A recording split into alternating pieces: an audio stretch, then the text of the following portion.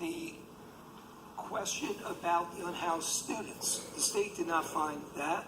There's no unhoused students. In fact, this is the State Department of Education's report, which tells us that district-wide, we have 771 housed students.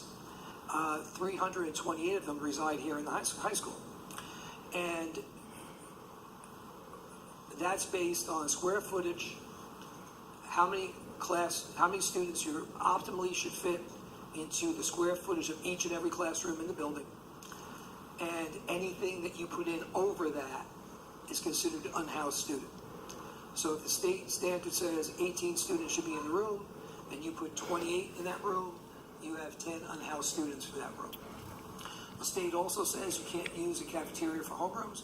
We put 100 plus students in this cafeteria every morning for homeroom.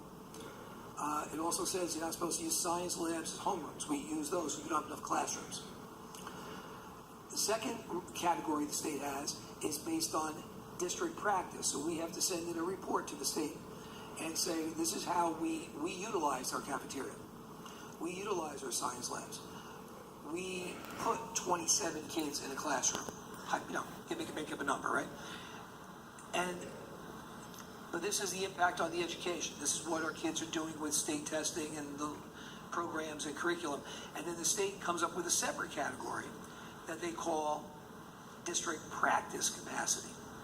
And based on district practice capacity, we have only 10 unhoused students because the state accepts what we do to fit kids in. And this is all on the State Department of Education's website. Okay? I believe, and I was looking through all the papers, I tried, I have reams and reams of papers. I try to bring the ones I think may come up.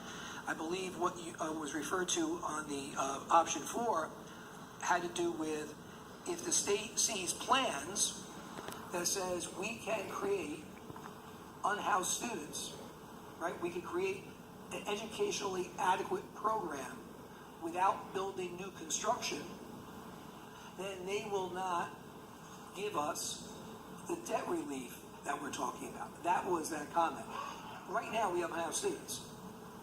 Okay, 300 of them by the state, 370 of them in this building. 328 in this building. I'm embarrassed to say the state actually breaks it down to 328.2. I'm not sure how they figure out 0.2 of a kid. But the report was saying if you can, see, the state doesn't want you to spend more money than you have to. They don't want you to spend more money than you have to. So they're going to say new construction costs more. So that's what that report means, or how that was interpreted.